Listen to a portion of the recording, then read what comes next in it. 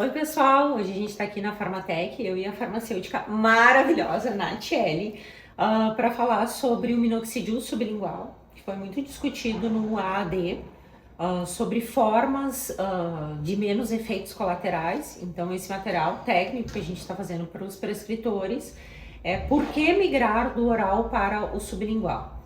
Nath, apesar de a gente saber que na literatura o índice de efeitos colaterais, exceto hipertricose, ele é muito baixo, porque são low doses, né?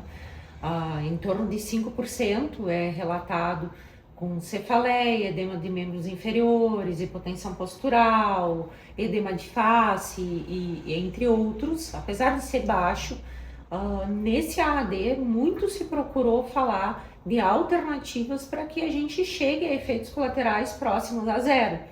E então se falou de duas opções, o minoxidil sublingual e o minoxidil de liberação prolongado, né, que a gente já está desenvolvendo. A Nath está sabendo dos detalhes, ela que sabe ali dos detalhes, mas o objetivo então é falar de minoxidil sublingual. Bom, o que é importante a gente saber, que foi uma coisa que a gente trouxe, é falar sobre pico plasmático. Isso foi muito falado no AAD, tá? Eu vou mostrar aqui para vocês. Depois as meninas do nosso marketing põem no vídeo, tá? Bem direitinho. Mas aqui nessa linha pontilhada a gente tem o limiar onde a gente começa a ter um pouco de efeitos hemodinâmicos. E vocês veem que a dose de 5 miligramas ela já ultrapassa esse limiar. Então, principalmente para pacientes mais magros, mulheres, essas doses mais altas costumam não ser toleradas porque a hipotensão acaba sendo muito importante, tá?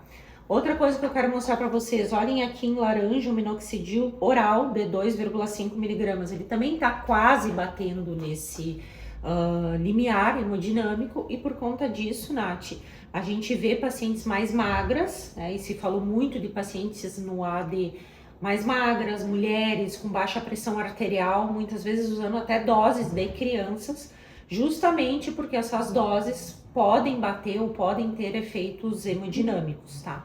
Então vamos lá, o que é o minoxidil sublingual? Ele, assim como o oral, é uma prodroga que precisa ser ativada em algum lugar, tá? Na via oral, ele é absorvido, vai direto para o fígado e lá ele é ativado, tá? E chega à circulação sistêmica já na forma ativada. E por isso, quando eu bato esses picos plasmáticos altos, eu acabo tendo efeitos colaterais hemodinâmicos, tá? O minoxidil sublingual, ele é absorvido direto da mucosa oral e ele vai direto para a circulação inativo, tá? Então, num primeiro momento, eu não tenho ele circulando na forma ativada. Então, aqueles primeiros efeitos que já se nota com o oral, eu não vou ter. Então, assim, bem importante, não tem metabolismo de primeira passagem, essa primeira passagem hepática. Onde é que ocorre, então, a conversão para a forma ativa? Principalmente no folículo.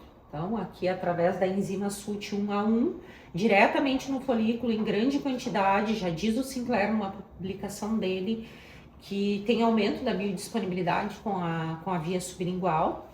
E por conta disso, a gente acaba tendo um pico plasmático muito menor. Então, assim, eu peguei um estudo de fase 1B do próprio Sinclair, em que ele detalha os parâmetros farmacocinéticos do minoxidil sublingual e botei nesse gráfico, esse gráfico que eu mostrei para vocês, pessoal, ele foi muito apresentado no AD. Vários médicos, vários palestrantes apresentaram. E eu acrescentei, então, o nosso minoxidil sublingual de 2,5 miligramas. Gente, vocês conseguem ver que é quase a metade do pico plasmático que o minoxidil sublingual dá. Então aqui a gente também traz alguns dados que ele pode chegar a ter um pico de até, dependendo da dose, até 10 vezes menor, que o oral, ou seja, muito abaixo do limiar. E a gente mostra os dados de um estudo que inclusive eu participei, que é um estudo que foi publicado no Jornal Europeu de Dermatologia em 2024, em que a gente comparou o minoxidil oral 5mg versus sublingual de 5mg. Estudo, né, duplo cego, placebo controlado, randomizado, é estudo muito bem desenhado. E vejam, né, mesma dose, 5mg em homens, a diferença sublingual ou oral. E olha que interessante esse dado, O grupo oral chegou a ter 7% de pacientes com palpitações e olha o resultado do sublingual, 0%, tá? Bom, aqui depois a gente vai mandando para os prescritores um pouquinho do mecanismo de ação da conversão, que eu já falei, né? Que o oral ele converte no fígado e circula na forma ativa, tem ação sistêmica, e a via sublingual, ela circula inativa, a ação dela é local, tá? Aqui está um pouquinho dos estudos de eficácia, então vocês vão me perguntar, tá, Cris? Mas a eficácia do sublingual é igual ao oral. Então, segundo esse estudo, tu pode ver que há uma tendência ao sublingual, inclusive, ter respostas melhores que o oral, tá? Outro dado muito importante trazido no AAD, também é um dado que o Sinclair traz. Com a experiência dele do sublingual, ele apresentou lá que ele tem mais de 10 mil pacientes dele, né, dentro da clínica dele, que é um valor considerável, e ele trouxe dados de 3 anos de acompanhamento do sublingual. E o que ele viu? Que tem um pico em 1 ano com o uso do sublingual, mas que este pico parece se manter até 3 anos, e alguns pacientes, inclusive, aumentam a sua resposta ao longo do tempo. Também é uma pergunta que se faz, será que não há saturação das enzimas? Será que dali um tempo o minoxidil deixa de funcionar? Pelo menos para o sublingual, o Sinclair com esses 10 mil pacientes já trouxe esse dado.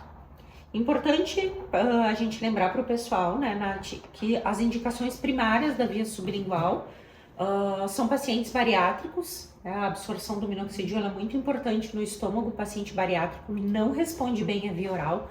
A via sublingual é a primeira escolha. Quem tem alguma hepatopatia, quem tem muita cefaleia, quem tem muita enxaqueca frequente também pode ser uma indicação primária. Aquele paciente com arritmia, um cardíaco. E claro, né, cada vez mais a gente vê os médicos trocando a administração da via oral para a via sublingual. E a dose?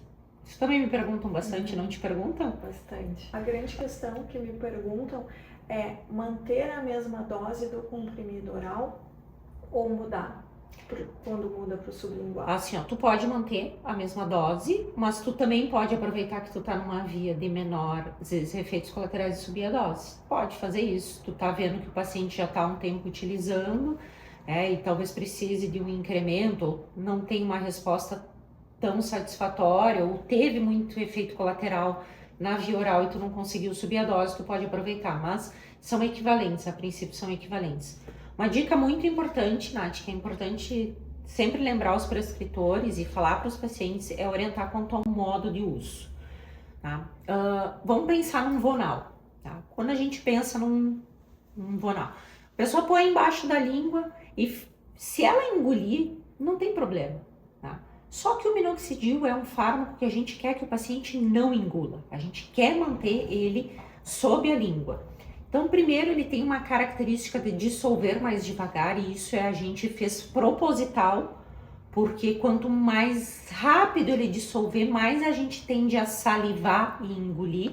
Então, o desenho farmacotécnico é justamente aumentar o tempo de dissolução para dissolver menos, mas algumas coisas são importantes dizer para o paciente, que ele não pode ficar fazendo assim, não pode falar, quando a gente fala, a gente saliva, não pode beber líquidos, né? Então o ideal é botar embaixo da língua e ficar pelo menos uns 5 minutinhos bem quietinho, né? E até esquecer ele ali, até deixar ele dissolver completamente. Né, Nath? Acho que é isso, né? Isso. Muito obrigada, Obrigada, pessoal. pessoal. Foi um prazer.